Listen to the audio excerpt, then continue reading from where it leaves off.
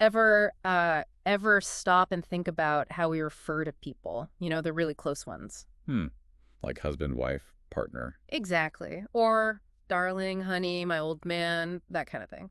At first, you just think, well, they're just different words, right?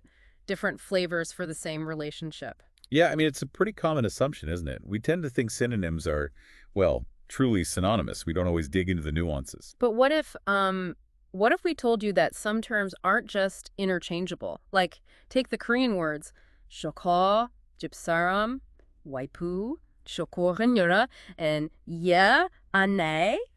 Right.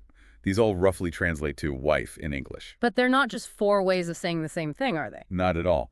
And looking into why they're different, well, it's fascinating. It's not just about language. It opens a window onto relationships themselves. Okay, so that's our mission for this deep dive then. We want to really get into the subtle but actually pretty significant differences between these words Yeah, unpack what's baked into them. and show you how they kind of reflect personal values, relationship dynamics, maybe even a bit of cultural history. It goes way beyond just a vocabulary list. It's surprisingly insightful. All right, let's get into it. Where do we start? Well, I guess the first thing is to really hammer home that idea. Mm. These four words, gypsaram, waipu, manura, ane. They might seem like synonyms on the surface. But they're not. They're really not. Each one brings its own. Let's call it a distinct shade of meaning. A shade. Like how so? Well, these shades touch on the actual nature of the relationship, maybe the emotional closeness or distance even. Huh. And the context too, like where you'd use them. Exactly. The social setting matters. So yeah, it's about the relationship, the emotion, the situation, all wrapped up in one word choice. So it's definitely not just about which word sounds nicest or which one you learned first. No, no. The choice someone makes, even subconsciously perhaps, it hints at something deeper. Deeper about how they see their spouse and the marriage itself. Precisely. These aren't just labels you slap on. They're revealing perspectives, maybe inner values, cultural backgrounds. Okay, so that initial idea that wife means wife, Mm. it just kind of dissolves when you look closer. It really does. That's the conceptual dissolution bit, Yeah. challenging that first assumption. Right. This is where it gets really interesting, I think. Decoding them.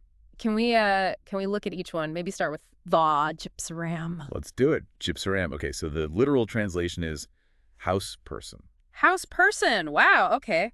That's pretty direct. It is, isn't it? And that literal meaning is quite telling. It immediately creates this strong link between the person, the wife, and the physical home space. So it really grounds her in the domestic sphere. Does that imply certain roles? It definitely evokes that, yeah. Yeah. A strong connection to the household, the running of the home. It paints a picture of interdependence between the person and that environment. Interdependence. Okay. Yeah. Like the person and the space are deeply connected. You could say that. It perhaps hints at a more traditional view where the home is really central and the spouse is, fundamentally associated with managing that domain. Okay, got it. So quite rooted. Now what about ro? White poo. That one sounds different. Feels different. It is different. And the reason is obvious when you hear it, right? Waipu is just. It's English. Wife. Exactly. It's a loan word borrowed directly into Korean. And that act of borrowing itself, taking a foreign word for this core relationship, carries its own signals. Right, because you're choosing not to use a native Korean word. So what does waipu usually suggest? It often points towards a relationship that's perceived as more modern, maybe a bit more casual, or at least less bound by traditional formality. Less formal. Maybe a bit lighter. Perhaps. Think about how using loan words can sometimes signal a shift, embracing global influences or moving away slightly from older cultural norms. It often appears in contexts that feel less traditionally Korean, maybe more urban or younger. Okay, so waipu leans modern, maybe a bit more detached from tradition compared to gypsaram. Clear contrast. What about manura?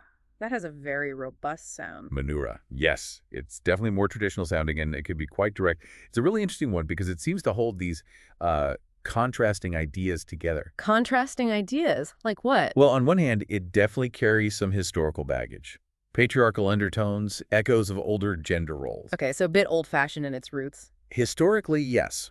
But, and this is the interesting part, it's also a term that can signal real intimacy, closeness, familiarity. Hey, patriarchal and intimate, how does that work? It's complex, right? Yeah. It seems the historical weight is there, the connection to traditional structures. But over time, in certain contexts, especially within a long-standing close relationship, it can become familiar, even affectionate, sometimes used playfully, maybe even teasingly. Huh.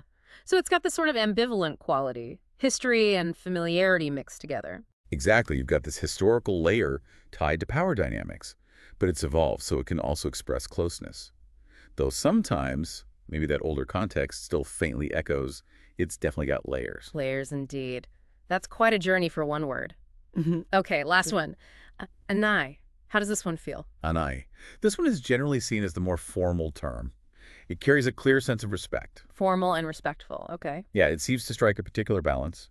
It acknowledges the institutional side of marriage, the official bond recognized by society. Right, the married status. Exactly. But it also conveys personal respect for the individual within that marriage. Your partner is a person you respect. Ah, I see. So it respects both the union and the person. Precisely. Kind of bridges that gap between the social contract, if you will, Yeah. and genuine personal regard. Okay, so if we line them all up, Gypsaram, house person, traditional home-focused; Waipu, modern loanword, maybe less formal; Manura, traditional roots, potentially intimate but complex; and Anai, formal, respectful, balanced. That's a good summary. And when you see them together like that, you really notice how they map out this whole spectrum, don't you? A spectrum of what, exactly? Of, well, everything we've touched on.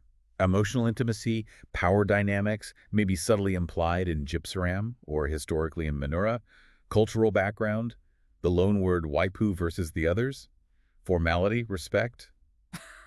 It's all in there. So the choice of word isn't just like a minor detail, it's actually transmitting a whole packet of information. That's a great way to put it. A packet of information. They're not just names. They're these subtle, multi-layered signals about the relationship chosen by the speaker. Okay, let's zoom out again then.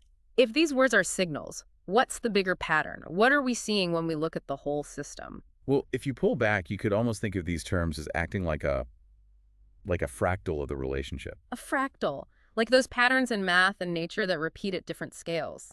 Exactly like that. The tiny choice of word that's the microcosm reflects the larger patterns of the relationship, individual feelings, and the wider social context. It contains the whole picture in miniature. Wow, a fractal of the relationship. I like that. That's a really powerful image. And you can take it even further. Think about these terms, all interacting as forming a kind of sociocultural neural network. A neural network. How so? Because they connect things. They link the very personal, micro-level feelings, Yeah. Intimacy, respect, distance, to these big macro-level social structures. Like gender roles. Gender roles, Yeah. yeah. Or the impact of cultural mixing, like with waipu. Or even shifting ideas about what a modern relationship looks like compared to a traditional one. So just by hearing which word someone picks, you're potentially getting clues about how they see their relationship fitting into the bigger cultural picture. That's the idea. Each word acts like a little bridge. It connects the private world of the couple to the public sphere, tradition to modernity, closeness to distance. It reveals a sort of hidden map. An implicit cognitive map, exactly.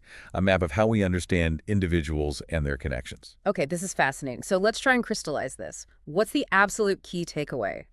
The nugget we should hold on to from all this? I think the core insight, really, is that differentiating between people using terms like gypsaram, waipu, manura, seemingly simple words, it's actually an act of reconstructing the map of that relationship. Reconstructing the map on different levels. On multiple levels, yes. Personal, cultural, social. The word choice may be made without much conscious thought. Unconsciously expresses all this stuff. It really does. The nature of the connection, the power balance maybe, the emotional temperature, the cultural viewpoint of the speaker, it's all packed in there. So these words are way more than just labels. Oh, much more.